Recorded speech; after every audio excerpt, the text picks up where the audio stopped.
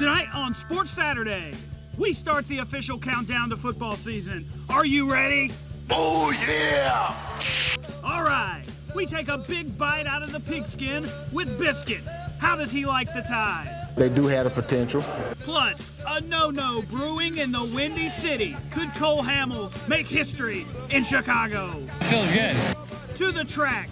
Could Kyle Busch keep on streaking at Indy? We're going streaking! Yeah!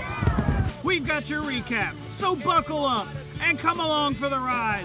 We're loaded with sports. Can you guess how much we've got? I don't even know. That's 15 big minutes, Jimmy. Anybody else in town doing that much? Well, that's not going to happen. That's right. And it all starts right now.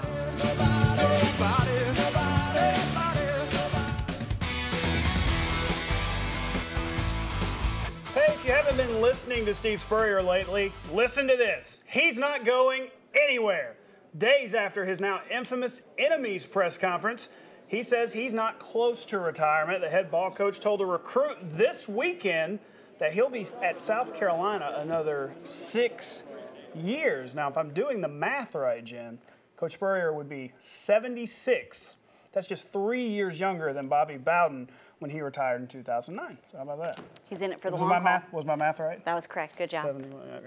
All right, welcome in, everybody, to Sports Saturday. I'm BJ Millican. And I'm Jen Chapman. We are inching closer and closer to the college football season. Tonight, we start our own Alabama-themed countdown. Kickoff against Wisconsin is 42 days away, so we celebrate tonight with Eddie Lacy, who wore number 42 for the Tide from 2009 to 2012. The Green Bay Packers star rushed for 30 touchdowns in his time in Tuscaloosa. And the Packers' division rivals, the Minnesota Vikings, welcome back a familiar face on Saturday. Their estranged superstar, Adrian Peterson, who was suspended most of last year after child abuse charges. He was back on the eve of training camp. Now, Peterson says that he's ready in every way he can be.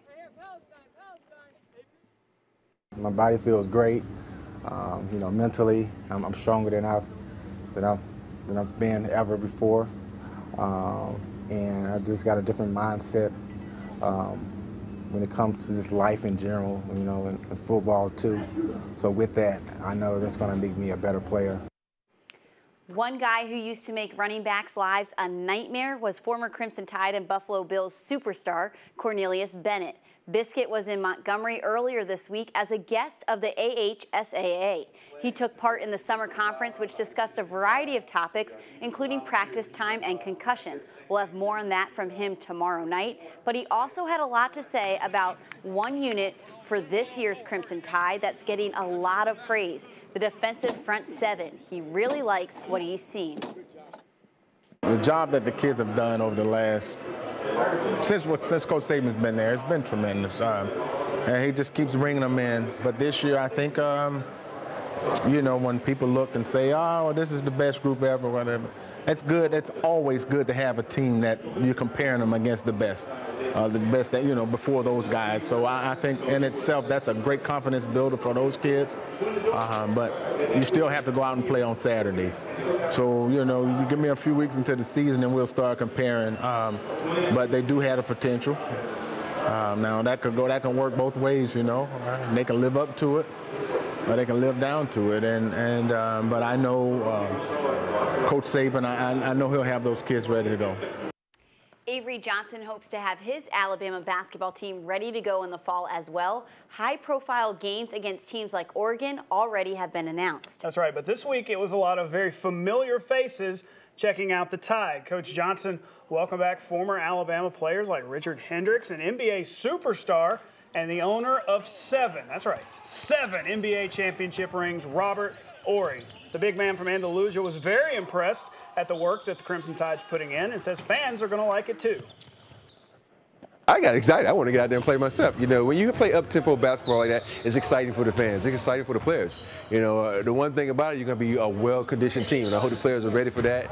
Avery's going to get them in shape, and hope the fans will come out and support one of these teams that get up and down and not play that slow-down basketball, some fun basketball. That Oregon game is set for Legacy Arena in Birmingham on December 21st. The rest of the basketball schedule will be announced at a later date. A big part of the Atlanta Hawks playoff run, DeMarre Carroll. He was back in his hometown of Birmingham today. The big man is now a Toronto Raptor after signing a 4-year, $60 million deal last month. He says he's glad he came back to his alma mater, John Carroll High, to motivate the kids. It's good. Just give them a little extra motivation, you know, because one day they can go to that high school, they can come back and get that jersey home. So my goal is just to, you know, to help these kids and to motivate these kids.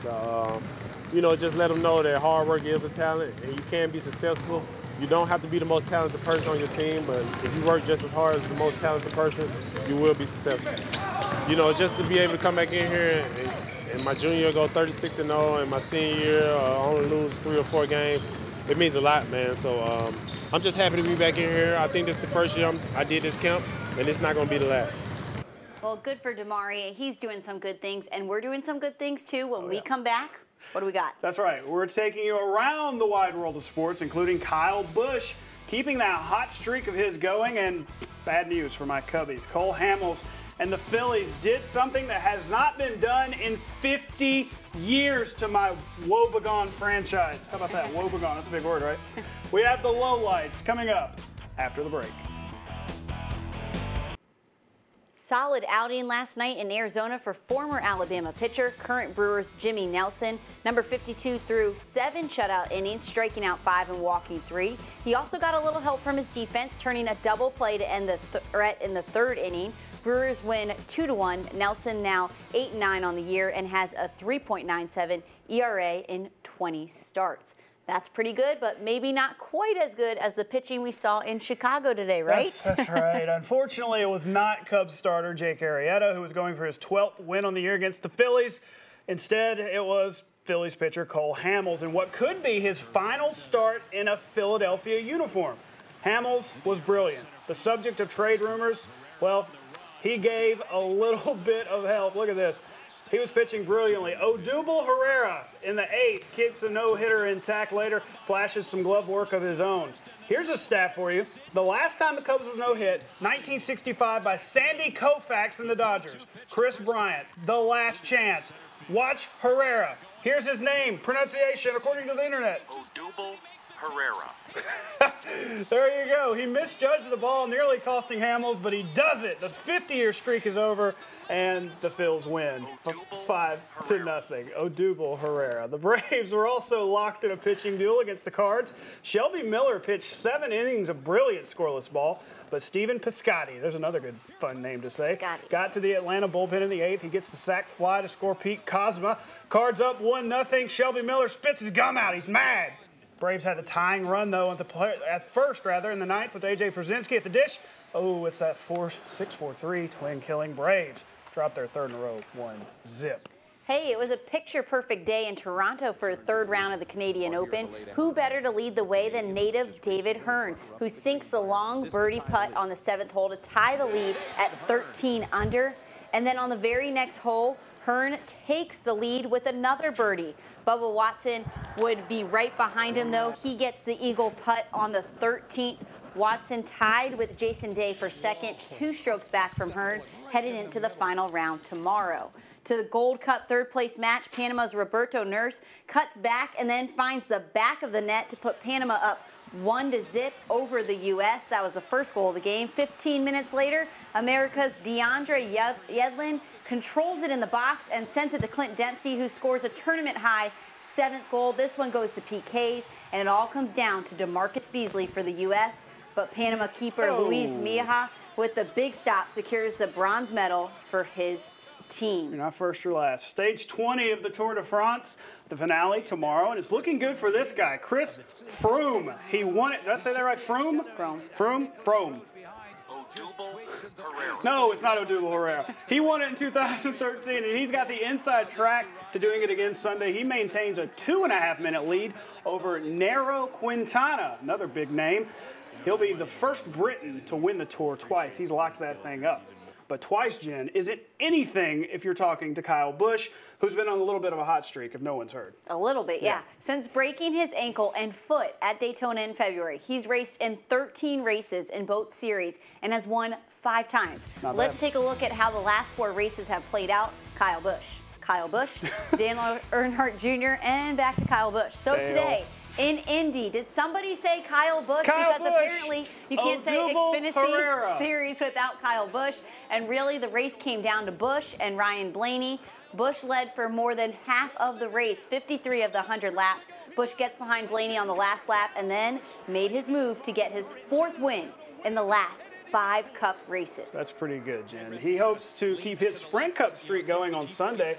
Qualifying held today for the big race tomorrow at the Brickyard. Tony Stewart ran very well. He always does there. But he wasn't fast enough to unseat Carl Edwards. Edwards takes the pole, the top speed of 183 miles an hour. Meanwhile, Jamie McMurray explains why this week has been a little bit unusual for the drivers. We were able to unload close. In the first practice, I think we were 3rd or 4th right off the truck.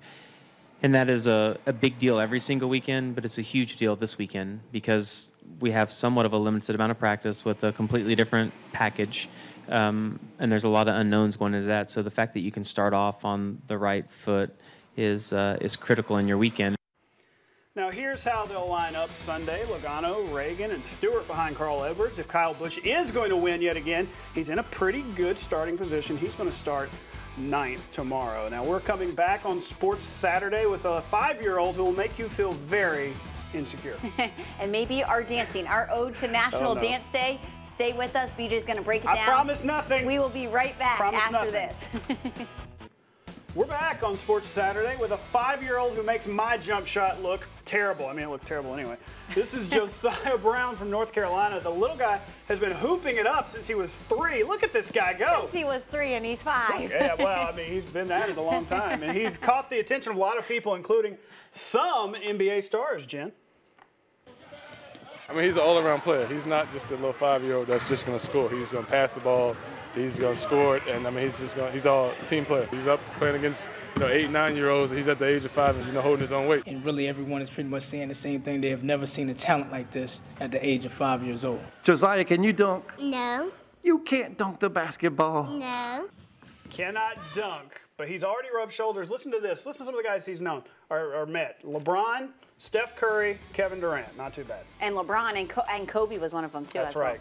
So, this is my line. Before we go, we cannot leave National Dance Day out of the picture without mentioning it.